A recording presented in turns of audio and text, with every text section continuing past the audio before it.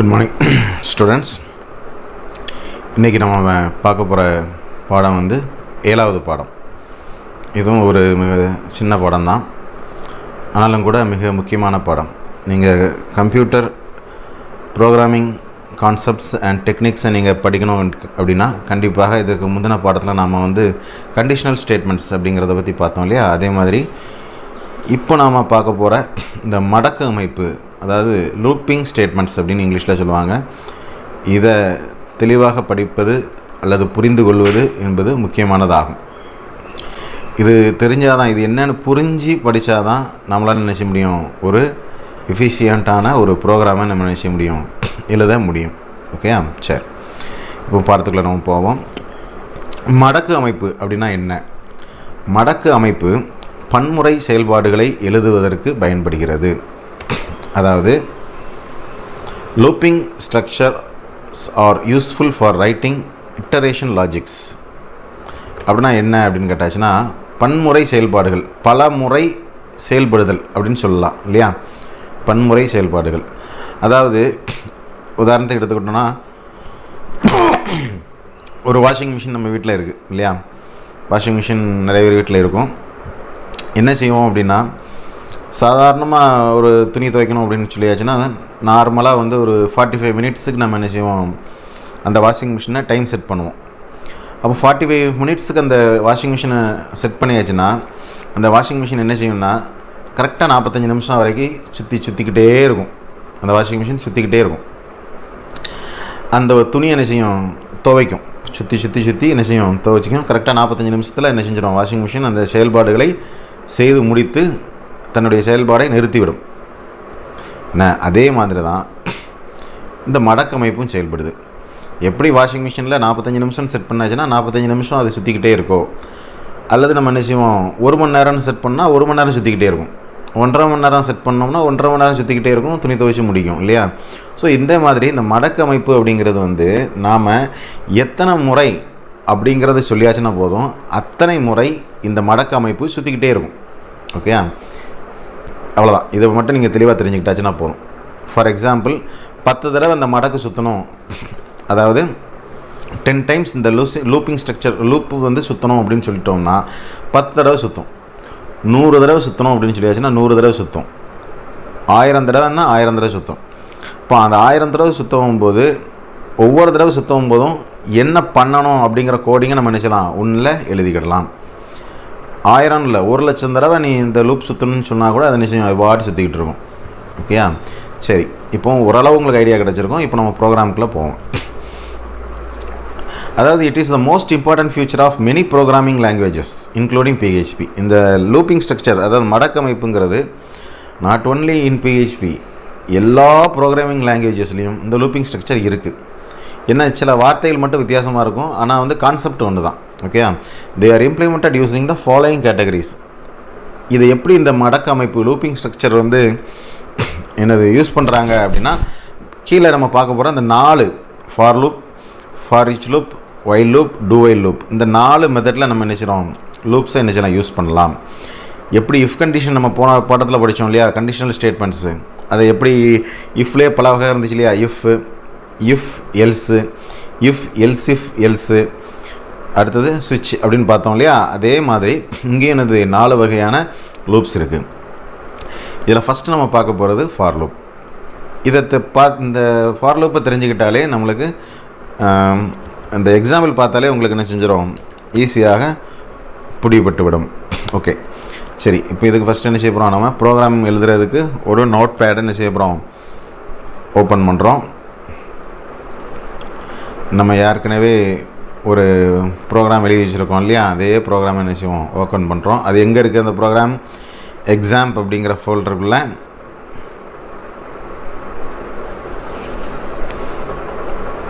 HT tax, exam ஃபோல்டருக்குள்ளே HT டாக்ஸ்குள்ளே கிடக்கு. சரி, இதில் வந்து hello.php ஓப்பன் பண்ணியாச்சு. இப்போ ஏற்கனவே எழுதின 6வது பாடத்தில் உள்ள ப்ரோக்ராம் இருக்குது, நான் என்ன செஞ்சிருந்தேன், அதில் உள்ள கண்டென்ட்டை மட்டும் நான் நினச்சேன் டெலீட் பண்ணுறேன். டெலீட் பண்ணிட்டேன். இப்போ இதில் ஜஸ்ட்டு எம்டியாக HTML டேக் ஓப்பன் பண்ணியிருக்கு, PHP ஸ்கிரிப்டை ஓப்பன் பண்ணியிருக்கு, PHP ஸ்கிரிப்டை க்ளோஸ் பண்ணியாச்சு, HTML ஸ்கிரிப்டையும் க்ளோஸ் பண்ணியாச்சு. இவ்வளோ தான். இதுக்குள்ளே நம்ம ப்ரோக்ராம் என்ன செய்ய போகிறோம், எழுத போகிறோம். சரி, இப்போ பாடத்துக்கு வருவோம். ஃபார் லூப் அப்படிங்கிறதுனா எப்படி இருக்கும் அப்படின்னு கேட்டாச்சுன்னா அதுடைய சின்டாக்ஸ் தான். ஃபார் ப்ராக்கெட்டுக்குள்ளே init counter semicolon, test counter semicolon, increment counter bracket closed. அடுத்தது இந்த ப்ராக்கெட் ஆரம்பிக்குது, அதுக்குள்ளே என்ன கோடு எக்ஸிக்யூட் ஆகணுமோ அதை நம்ம என்ன செய்ய போகிறோம், எழுத போகிறோம். சரி, இதில் வந்து இந்த ஃபாருக்குள்ளே இந்த init counter, test counter, increment கவுண்டர்னு மூணு பேராமீட்டர் இருக்குது இல்லையா? அந்த 3 பேராமீட்டர் என்ன அப்படின்னு கேட்டாச்சுன்னா, இனிட் கவுண்டர் அப்படின்னா initialise the loop initial counter value, அதாவது தொடக்க மதிப்பு மடக்கின் தொடக்க மதிப்பினை இருத்துகிறது. ஃபஸ்ட்டு உள்ள இந்த இனிட் கவுண்டர் அப்படி ஃபார்க்கில் உள்ள இனிட் கவுண்டருங்கிறது என்னச்சு தான், தொடக்க மதிப்பு மடக்கின் தொடக்க மதிப்பினை இருத்துகிறது. அப்படின்னா என்ன அப்படின்னு கேட்டாச்சுன்னா, இந்த லூப்பு வந்து எதுலேருந்து ஸ்டார்ட் ஆகணும், 0லேருந்து ஸ்டார்ட் ஆகணுமா, அல்லது 1லேருந்து ஸ்டார்ட் ஆகணுமா, அல்லது 10லேருந்து ஸ்டார்ட் ஆகணுமா, எப்படிங்கிறத நாம் என்ன செய்யலாம், நாமளே என்ன செஞ்சிடலாம், தீர்மானித்து கொள்ளலாம். அதுக்கு தான் இனிட் கவுண்டர் அப்படின்னு சொல்லி சொல்கிறாங்க, இனிட் கவுண்டர். சரியா? சரி, இப்போது இந்த ஃபார் லூப் வந்து 1லேருந்து ஆரம்பிக்கணும் அப்படின்னா இதில் என்ன செய்யலாம், 1ன்னு கொடுக்கலாம், அவ்வளோதான். ரெண்டாவது வந்து டெஸ்ட் கவுண்டர் அப்படிங்கிற ரெண்டாவது பார்ட் இருக்குது. டெஸ்ட் கவுண்டர் அப்படிங்கிறது என்னென்னா நிபந்தனை, கண்டிஷன், அதாவது எத்தனை தடவை இந்த மடக்கு வந்து ரன் ஆகணும் அப்படிங்கிறது தான். அதாவது மடக்கின் ஒவ்வொரு சுழற்சியின் போதும் நிபந்தனை சரிபார்க்கப்படும். நிபந்தனை சரி எனில் மடக்கின் உடற்பகுதி செயல்படுத்தப்படும். நிபந்தனை தவறு எனில் மடக்கு முடிவு பெறும். அதாவது டெஸ்ட் கவுண்டர் அப்படிங்கிறது evaluated for every iteration of the loop. If it evaluates true, the loop continues. If it evaluates to false, the loop ends. அடுத்தது வந்து மூணாவது வந்து இன்க்ரிமெண்ட் கவுண்டர். இந்த இன்க்ரிமெண்ட் கவுண்டருங்கிறது என்னது, increase the loop counter value. சரி, இப்போ உங்களுக்கு தெளிவாக இந்த படத்தின் மூலமாக நம்ம நினச்சலாம் பார்க்கலாம். 7.1 ஃபிகர் 7.1 பாரு, இதுதான். இதில் என்ன போட்டிருக்கு பாரு, ஃபஸ்ட்டு வந்து லூப் ஸ்டார்ட் ஆகுது, இனிஷியல் ஆக்ஷன், இதுதான் வந்து யூனிட் கவுண்டர். 1லேருந்து ஸ்டார்ட் ஆகுதுன்னு வச்சுக்கிடுவோமே, 1லேருந்து ஸ்டார்ட் ஆகுது. அடுத்தது வந்து டெஸ்ட்டு. இந்த கவுண்டர் வந்து என்ன, எந்த இடத்துல என்ன பண்ணோம் அப்படின்னா, கண்டிஷன் சரியாக இருக்கா, ட்ரூவாக இருந்தால் உள்ள ஸ்டேட்மெண்ட் என்ன செய்யும், ரன் ஆகும். பண்ணி முடித்து திருப்பி லூப் என்ன செஞ்சிடும், திருப்பி ஒர்க் ஆகும். இப்படியே சுற்றிக்கிட்டே இருக்கும். ஸ்டேட்மெண்ட் கரெக்டாக இருந்தால், ட்ரூவாக இருந்தால் திருப்பி சுற்றும், ஸ்டேட்மெண்ட் சரியாக இருந்தால் திருப்பி சுற்றும். ஒருவேளை ஃபால்ஸாக இருந்தால் அப்படின்னு கேட்டாச்சுன்னா உள்ளே வராது, என்ன செஞ்சிடும், நேராக வெளியில் போய் எக்ஸிட் ஆகி வெளில வந்துடும். ஓகே, சரி. இப்போ நம்ம பாடத்தில் ஒரு சின்ன எக்ஸாம்பிள் போட்டு படிக்கும் போது தான் உங்களுக்கு இன்னும் நிச்சயம் தெளிவாக தெரியும். எக்ஸாம்பிள், இந்த எக்ஸாம்பிளில் பாரு, இவங்க என்ன செஞ்சுருக்காங்க, PHP ஸ்கிரிப்டிங் லாங்குவேஜ் ஆரம்பிச்சிருக்காங்க. அதில்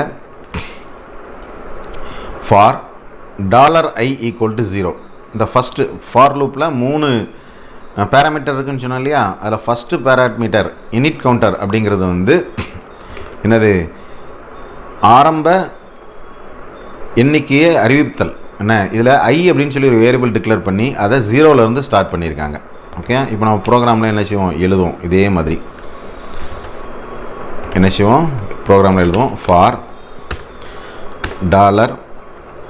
$i = 0, அடுத்து semicolon.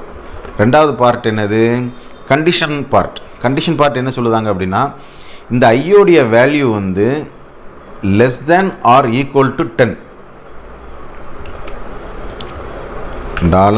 $ஐயோடைய value less than or equal to 10 ஆக இருக்கிற வரைக்கும். அப்போ என்ன அர்த்தம்னா, இந்த ரெண்டாவது பார்ட் என்ன செய்யுது அப்படின்னா, எப்போ அந்த ஐயோடைய வேல்யூ வந்து 10க்கு குறைவாகவோ அல்லது 10க்கு ஈக்குவலாக இருக்கோ அது வரைக்கும் தான் அந்த லூப் ஒர்க் ஆகும். எப்போ 11 ஆகுதோ அப்போ இந்த லூப்பை விட்டு என்ன செஞ்சிடும், வெளியில் வந்துடும். இதுதான் கண்டிஷன் பகுதி, என்ன, டெஸ்ட் பகுதி. அடுத்து லாஸ்ட் வந்து இன்க்ரிமெண்ட் பகுதி. இது வந்து ஒவ்வொரு தடவை லூப் ஆகும் போதும், லூப் ஒர்க் பண்ணும் போதும் இந்த ஐயோடைய வேல்யூ என்ன செய்யணும், கூட்டி விடணும். கூட்டி விடலாம் என்ன ஆகும் அப்படின்னு கேட்டாச்சுன்னா எப்பவுமே ஐயோடைய வேல்யூ 0வாகவே இருந்துகிட்டு இருக்கும். இந்த ப்ரோக்ராம் என்ன செய்யாது, நிற்கவே நிற்காது, ஓடிக்கிட்டே இருக்கும். நீ இந்த ப்ரோக்ராம் இன்னைக்கு இப்போ இந்த டைமில் ஆரம்பிக்க அப்படின்னா 10 நாள் கழிச்சு வந்து பார்த்தாலும் அந்த ப்ரோக்ராம் என்ன செஞ்சுட்டு தான் சுற்றிக்கிட்டே இருக்கும். ஏன்னு கேட்டாச்சுன்னா அந்த ஐயோடைய வேல்யூ என்ன செய்யும், 0வாகவே இருக்கும் இன்க்ரிமெண்ட் பண்ணலன்னா.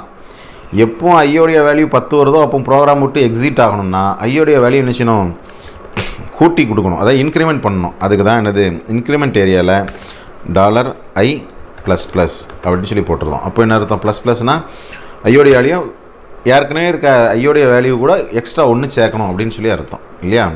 சரி, இப்போ ப்ராக்கெட் ஆரம்பிக்கேன், ப்ராக்கெட்டை க்ளோஸ் பண்ணுறேன்.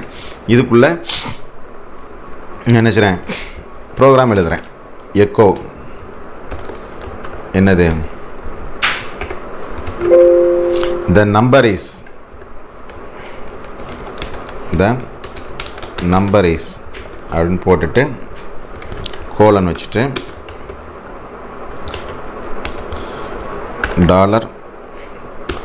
$i இது வந்து வேரியபிள் இல்லையா. போட்டு பக்கத்தில் என்ன செய்யுது, பிரேக்னால் என்ன அர்த்தம், ஒரு லைன் பிரேக் கொடுன்னு அர்த்தம். சரி, இப்போ லூப்பிங் ஸ்டேட்மெண்ட் பாரு, ஐயோடைய வேல்யூ 0வாக இருக்குது. இந்த லூப் எத்தனை தடவை ஒர்க் ஆகணும் அப்படின்னா ஐயோடைய வேல்யூ 10க்கு குறைவாகவோ அல்லது 10க்கு ஈக்குவலாக இருக்கிற வரைக்கும் ஒர்க் ஆகணும்.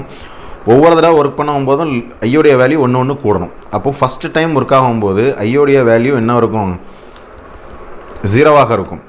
என்ன, இப்போ கண்டிஷனை செக் பண்ணுது. ரெண்டாவது ஐயோடைய வேல்யூ 10க்கு கீழே இருக்கா, ஆமாம். அப்போ ஆட்டோமேட்டிக்காக என்ன செஞ்சிடும், உள்ளே வந்துடும்.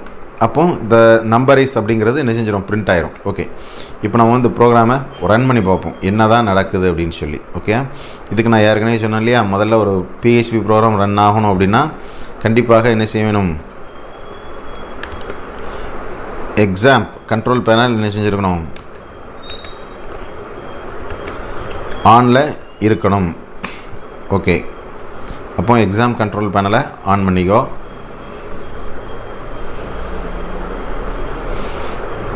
கொஞ்சம் வெயிட் பண்ணு, எக்ஸாம் கண்ட்ரோல் பேனல் ஆன் ஆகுது. ரைட், இதில் ஸ்டார்ட் அப்படின்னு கொடுக்குறேன். இப்போ ஃபஸ்ட்டு அப்பாச்சிங்கிறது மஞ்சள் கலரில் இருக்குது, இப்போ பச்சை கலருக்கு மாறிடுச்சு. ஸோ கண்ட்ரோல் பேனர் ஆனில் வந்துடுச்சு. இனிமேல் இதை க்ளோஸ் பண்ணால் கூட பிரச்சனை கிடையாது. ஓகே, ஆனில் இருக்கணும்னு இது ஆக்டிவில் இருக்கணும்னு அவசியம் இல்லை. க்ளோஸ் பண்ணாலுமே அது என்னது ஆக்டிவாக தான் இருக்கும்.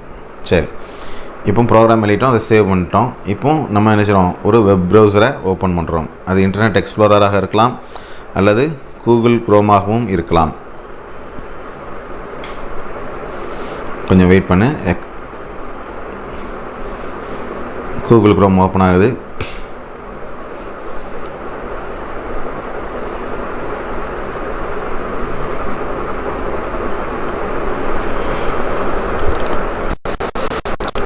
ஓகே, இப்போ வந்து கூகுள் குரோம் ஓப்பன் ஆகிடுச்சு.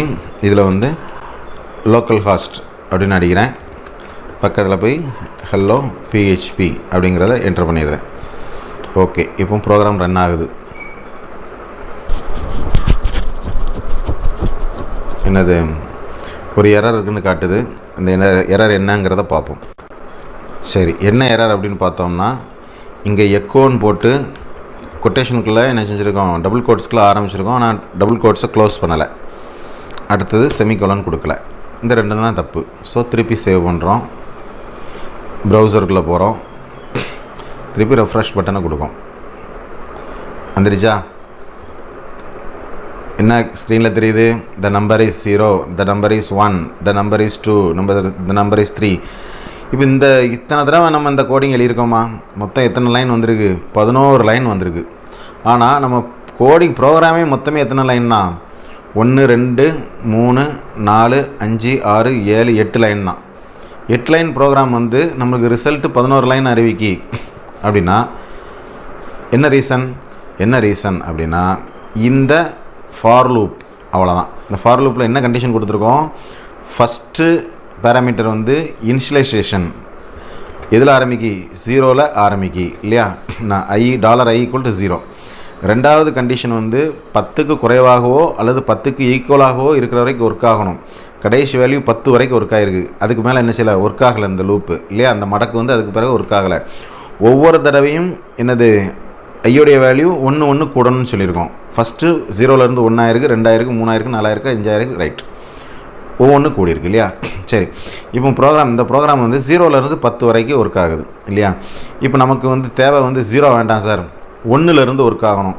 1லேருந்து எனக்கு 100 நம்பர் பிரிண்ட் பண்ணணும் ஸ்க்ரீனில், என்ன செய்ய அப்படின்னு கேட்டாச்சுன்னா வேறு ஒன்றுமே வேண்டாம் இல்லையா? இதில் போய் இனிஷியல் வேல்யூ வந்து 1 ஆக்கிரு. அப்போ 1லேருந்து ஸ்டார்ட் ஆயிரும். அடுத்தது கண்டிஷன் வந்து 100 தடவைன்னு சொல்லிடு. அப்போ ஐயோடைய வேல்யூ 100க்கு குறைவாகவோ அல்லது ஈக்குவலாக இருக்கிற வரைக்கும் ஒர்க் பண்ணிக்கிட வேண்டியதான், ஒர்க் பண்ணணும் இந்த லூப் அப்படின்னு சொல்லிட்டோம். இப்போ ஒவ்வொரு தடவையும் ஒர்க் பண்ணும்போது ஐயோடைய வேல்யூ 1 1 கூடணும்னு சொல்லியாச்சு, ரைட். இப்போ சேவ் பண்ணியாச்சு. இப்போ இந்த ப்ரோக்ராம் என்ன செய்ய போகுது நம்மளுக்கு,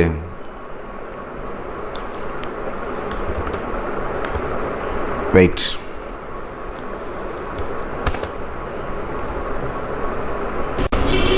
இந்த ப்ரோக்ராம் நம்மளுக்கு என்ன செய்யப்படுது, 100 தடவை ஒர்க் ஆக போகுது. சேவ் பண்ணிட்டேன், ப்ரௌசருக்குள்ளே போகிறேன், ஜஸ்ட்டு ரெஃப்ரெஷ் பட்டன் கொடுக்குறேன். பாரு ரன் ஆகிட்டு பாரு, இந்த நம்பர் இஸ் 1 2 3 4 அப்படின்னு சொல்லி வரிசையாக ஒர்க் ஆகுதா? 41 87 67 77 98 99 100 100 வரைக்கும் பிரிண்ட் ஆகிடுச்சா?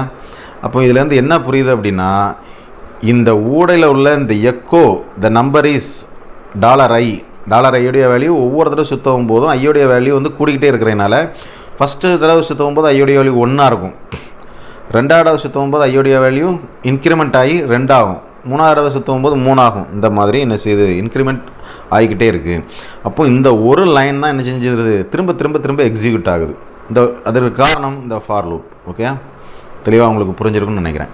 அப்போ இந்த 100ங்கிறத நம்ம 1000 மாற்றியாச்சுன்னா என்ன அர்த்தம், 1000 தடவை பிரிண்ட் ஆகும். அப்போ இப்போ பாரு நான் சேவ் பண்ணிட்டேன், திருப்பி என்ன செய்கிறேன், ரெஃப்ரெஷ் கொடுங்க, அவ்வளோதான்.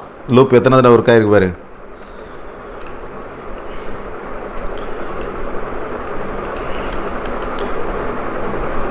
லாஸ்ட் 1000 வரைக்கும் வந்துடுச்சா? ஸோ இதுதான் ப்ரோக்ராமுடைய மகத்துவம் என்பது. ஒரு 1000 தடவை நம்ம உட்காந்து ப்ரோக்ராமில் ஒவ்வொரு தடவையாக the number is 1 the number is 2ன்னு பிரிண்ட் பண்ணோம்னா எவ்வளோ நேரம் ஆகும்? அல்லது நம்ம கையில் ஒரு நோட்டில் ஒரு பேனாவை வச்சு இதே மாதிரி நம்பர் இஸ் 1 நம்பர் இஸ் 2 அப்படின்னு எழுதணும்னா எவ்வளோ நேரம் ஆகும் இல்லையா? இந்த 1000 வரைக்கும் எழுதுறதுக்கு குறைஞ்சது உங்களுக்கு ஒரு மணி நேரம் ஆகாது. ஆனால் அங்கே என்ன செஞ்சுருந்தோம், ப்ரோக்ராமில் ஜஸ்ட்டு ஒரு 3 லைனில் நம்ம என்ன செஞ்சுருந்தோம், நினச்ச மாதிரி என்ன செஞ்சுருந்தோம், வேலையை முடிச்சிருந்தோம். இந்த 4 லைனில் எத்தனை தடவை வேணுமோ அத்தனை தடவை இந்த லூப் என்ன செஞ்சுக்கலாம், சுற்றிக்கலாம். இந்த 1000ங்கிறத நம்ம 10,000 அல்லது 1,00,000 இப்படி கொடுத்துட்டு சேவ் பண்ணியாச்சுன்னா போதும். 1,00,000 தடவை என்ன செஞ்சிடும், இந்த வேலை செய்து முடிக்கப்படும். இவன் பாரு, ஜஸ்ட் நான் 1,00,000 கொடுத்துருக்கேன், இங்கே ரெஃப்ரெஷ் கொடுத்துட்டேன் பாரு, 1லேருந்து ஆரம்பிக்கி கடைசியில் எவ்வளோ இருக்குன்னு பார்ப்போம். இங்கே பாரு 3866 21,121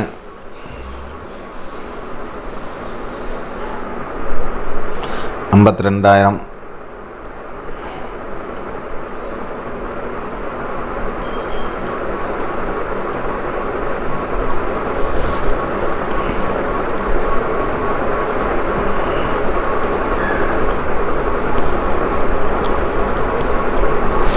ப்ரோக்ராம் கொஞ்சம் கம்ப்யூட்டர் கொஞ்சம் ஸ்பீடு கம்மியாக இருக்கிறதுனால உங்களுக்கு ஸ்லோவாக இருக்குது. கடைசியில் பார்த்தீங்கன்னா உங்களுக்கு என்ன செஞ்சிடும், 1,00,000 கிடைத்து விடும். சரி, ஸோ ஃபார் லூப் அப்படிங்கிறது இதுதான். சரியா? உங்களுக்கு நல்லா தெளிவாக புரிஞ்சிருக்குன்னு நினைக்கிறேன். இந்த ப்ரோக்ராமை நீங்கள் என்ன செய்யுங்க, ப்ராக்டிக்கலில் செஞ்சு பாருங்கள். அப்போ தான் உங்களுக்கு இதனுடைய அருமை, லூப்னா என்ன அப்படிங்கிற அருமை உங்களுக்கு என்ன செய்யும், தெரியும். சரி, ரைட்.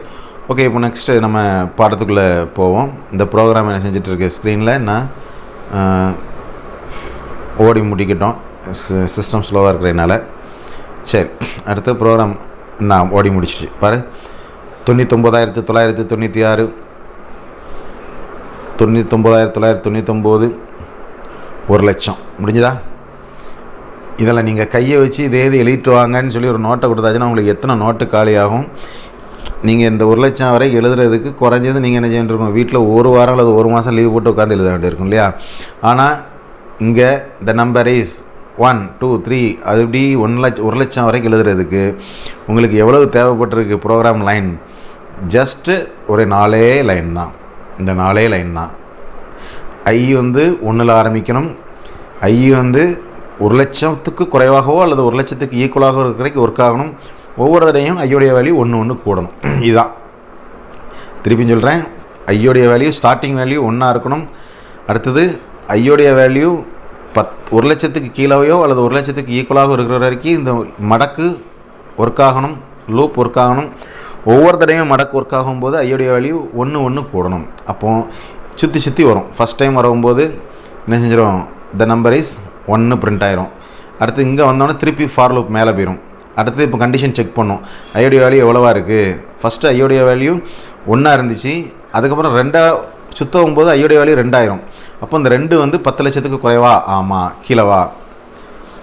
அடுத்தது 3, 4 இப்படி செக் பண்ணிக்கிட்டே இருக்கும். 1,00,000 வரைக்கும் செக் பண்ணும். ஓகே, அதான் சிம்பிளாக பார்க்கணுன்னா 10 அப்படின்னு போட்டாச்சுன்னா 10 தடவை செக் பண்ணும். 10ஆவது தடவை செக் பண்ணாமல் என்ன செய்யும், வேல்யூ வந்து 10 ஆயிரும். இந்த நம்பர் இஸ் 10 பிரிண்ட் ஆயிரும். அடுத்தது 11 ஆயிரும்.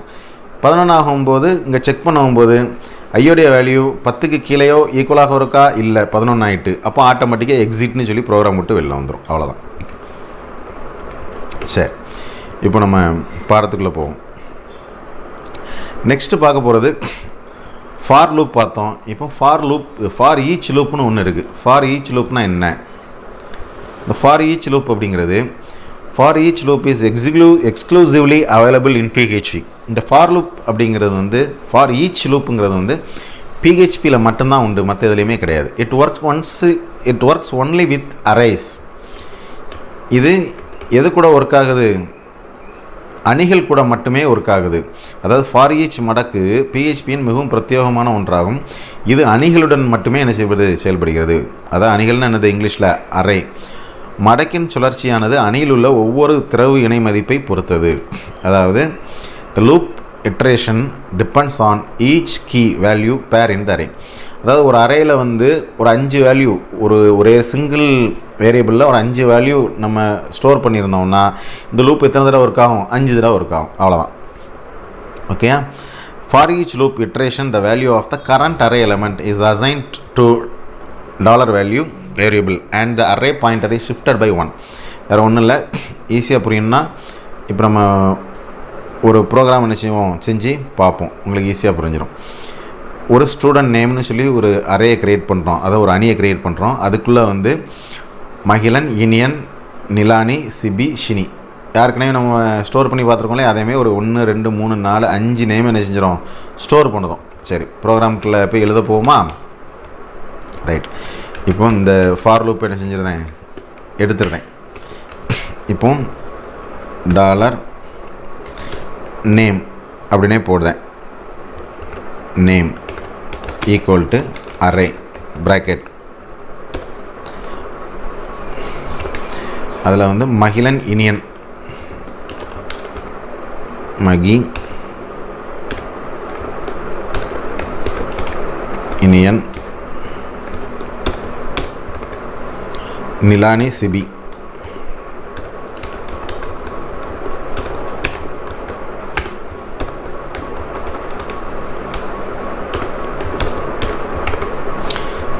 ஷைனி.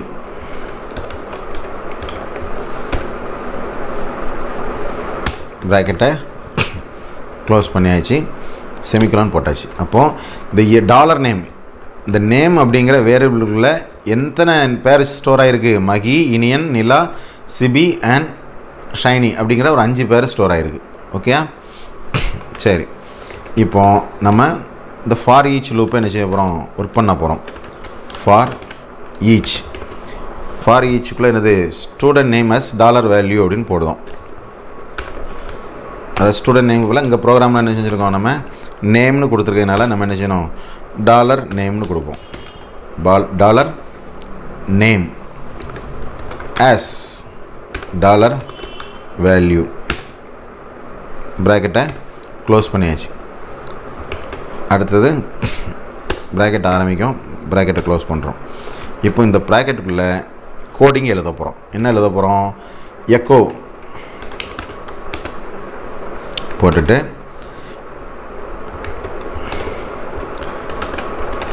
கரண்ட் வேல்யூ அப்படின்னு போட்டுட்டு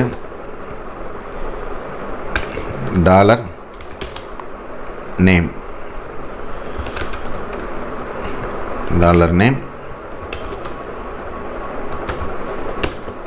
பிஆர் செமிகோலன். அவ்வளோதான், ப்ரோக்ராம் முடிந்தது. ஃபைல் என்ன செய்கிறேன், சேவ் பண்ணுறேன், ப்ரோக்ராமை எக்ஸிக்யூட் பண்ண போகிறேன். எக்ஸிக்யூட். இதில் ஒரு எரர்னு காட்டுது. என்ன எரருங்கிறத நம்ம என்ன செய்வோம், செக் பண்ணுவோம். முதல்ல என்ன எரர்னு கண்டுபிடிச்சாச்சு. அதாவது ஃபஸ்ட்டு நேம்ஸ்னு சொல்லி ஒரு வேரியபிள் டிக்ளேர் பண்ணியிருக்கோம். அந்த வேரியபிளுக்குள்ளே மொத்தம் 5 பேரை ஸ்டோர் பண்ணியிருக்கோம். ஃபார் ஈச்சுக்குள்ளே நேம்ஸ் ஆஸ் வேல்யூன்னு கொடுத்துருக்கோம். அப்போ ஒவ்வொருத்தரையும் சுற்றும் போது இந்த நேம்ஸில் இருக்கிற கரண்ட் வேல்யூ, நேம்ஸுங்கிற வேரியபிள் உள்ள கரண்ட் வேல்யூ எங்கே வந்து ஸ்டோர் ஆகும், டாலர் வேல்யூங்களில் வந்து ஸ்டோர் ஆகும். ஓகே, அப்போது எக்கோ நேம்ஸ் போடக்கூடாது, என்ன செய்யணும், வேல்யூன்னு போட்டு சேவ் பண்ணுங்கள். ரைட். இப்போ ப்ரோக்ராம் என்ன செய்யுங்க, ரன் பண்ணுங்கள்.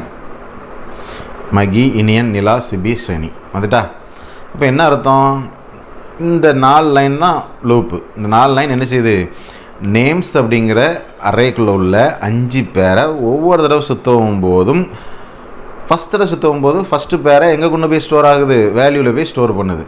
2வது சுற்றவும் போது 2வது பேரை வேல்யூவில் போய் ஸ்டோர் பண்ணுது. 3வது சுற்றவும் போது 3வது பேரை வேல்யூவில் போய் ஸ்டோர் பண்ணுது. அப்போ ஒவ்வொரு தடவை சுற்றவும் போது நம்ம நினச்சிடும் எக்கோன்னு சொல்லி அந்த சுற்றில் என்ன வேல்யூக்குள்ளே இருக்கோ அதை என்ன செய்யுது, பிரிண்ட் பண்ணுது. அவ்வளோதான். ஓகேயா. ஸோ இந்த ஃபார் ஈச் அப்படிங்கிற லூப் வந்து எதற்காக பிரத்யேகமாக உருவாக்கப்பட்டது என்றால், அரே, அதாவது அணிகள் கூட ஒர்க் பண்ணுறதற்காக உருவாக்கப்பட்ட ஒன்று. ஓகேயா. சரி, இப்போ நம்ம நெக்ஸ்ட்டு ஃபார் லூப்பை என்ன செஞ்சிட்டோம் பார்த்து, ஃபார் ஈச் லூப்பை என்ன செஞ்சிட்டோம், முடிச்சிட்டோம். முதல்ல பார்த்தது வந்து ஃபார் லூப், 2வது பார்த்தது ஃபார் ஈச் லூப். இப்போ 3வது பார்க்க போகிறது வைல் லூப். ஓகேயா. இந்த வைல் லூப் என்ன பண்ணுது அப்படிங்கிறத நாம் என்ன செய்வோம், அடுத்த கிளாஸில் என்ன செய்வோம் பார்ப்போம். இன்னும் கொஞ்சம் வெரைட்டி போகலாம், ஆனால் உங்களுக்கு என்ன செய்யாது, புரியாதுங்கிறதுனால நான் உங்களுக்கு என்ன செய்கிறேன், கொஞ்சம் டைம் கொடுத்து அடுத்த கிளாஸில் அந்த வைல் லூப்பை என்ன செய்ய போகிறேன், உங்களுக்கு ஒர்க் பண்ணி காட்ட போகிறேன். அப்போ மொத்தத்திலே வந்து for loop, for each loop, while loop, to while loop, மொத்தம் 4 வகையான மடக்குகள் உள்ளன. இந்த 4 வகையான மடக்குகளில் ஃபஸ்ட்டு 2 வகையான மடக்கை நம்ம என்ன செஞ்சிட்டோம், பார்த்துட்டோம். மடக்கு என்பது திரும்ப திரும்ப ஒரு செயலை செய்வதற்காக எழுதப்படுகிற ஒரு ரொட்டீன் ப்ரோக்ராம். ஓகேயா. மடக்கை வந்து நம்ம எத்தனை தடவை, லூப்பை வந்து 100 தடவை ஒர்க் பண்ணு அப்படின்னு நம்ம கண்டிஷன் கொடுத்தோம்னா 100 தடவை என்ன செய்யும், அந்த மடக்கு ஒர்க் ஆகும். அதில் மொத்தம் 3 செக்மெண்ட் இருக்குது. ஃபஸ்ட்டு வந்து இனிட் கவுண்டர் அப்படிங்கிறது initialize the loop initial counter value. First அந்த லூப் ஒர்க் ஆகும்போது ஒரு வேரியபிளுக்கு இனிஷியல் வேல்யூவை ஸ்டோர் பண்ணுறதுக்கு, 2வது வந்து கண்டிஷன் செக் பண்ணுறதுக்கு, 3வது வந்து அந்த இனிஷியல் வேல்யூவை இன்க்ரீஸ் பண்ணுறதுக்கு. ஓகேயா. ரைட். இதை வந்து திரும்ப திரும்ப நீங்கள் வாசித்து பாருங்கள். ப்ரோக்ராமை ப்ராக்டிக்கலாக உங்களுடைய லேப்டாப்பில் செஞ்சு பாருங்கள். கண்டிப்பாக உங்களுக்கு நல்லா புரியும். இதை படிக்க ஆரம்பிச்சிட்டிங்கன்னா ரொம்ப இன்ட்ரெஸ்ட் ஆகும். போக போக ப்ரோக்ராம்லேயே நீங்கள் என்ன செய்வீங்க, உட்காந்து உங்களுடைய டைமை செலவழிப்பீங்க. அந்தளவுக்கு ரொம்ப இன்ட்ரெஸ்ட்டாக இருக்கும். ஏதாவது டவுட் இருந்தால் எனக்கு கால் பண்ணுங்கள். சிலர் வந்து கால் வந்து நைட்டு ஒரு 9:30க்கு பண்ணுறான், 10 மணிக்கு பண்ணுறான். நைட்டு பண்ணாதீங்க. ஓகே. பகலில் எந்த நேரத்துலனாலும் நீங்கள் நினச்சலாம் பண்ணலாம். உங்களுக்காக நான் விளக்கங்கள் சொல்ல தயாராக இருக்கிறேன். Okay, thank you students. திருப்பியும் சொல்லிடுறேன், இது வரைக்கும் முடித்த பாடங்களுக்கு அவ்வளோத்துக்கும் நீங்கள் அசைன்மெண்ட் நோட்டில் கண்டிப்பாக எழுதியிருக்க வேண்டும். ஸ்கூல் திறந்தானா முதல் வேலை அதை தான் பார்ப்போம். உங்களுடைய எக்ஸாம் மார்க்குக்கு வந்து உங்களுடைய அசைன்மெண்ட்டோடைய மார்க் வந்து கண்டிப்பாக முக்கிய பங்காற்றும். அதனால் மறக்காமல் என்ன செய்யுங்க, அசைன்மெண்ட் எழுதுங்க, ப்ரோக்ராமை செஞ்சு பாருங்கள், நல்லா வாசித்து பாருங்கள். Okay, thank you students. see you, bye.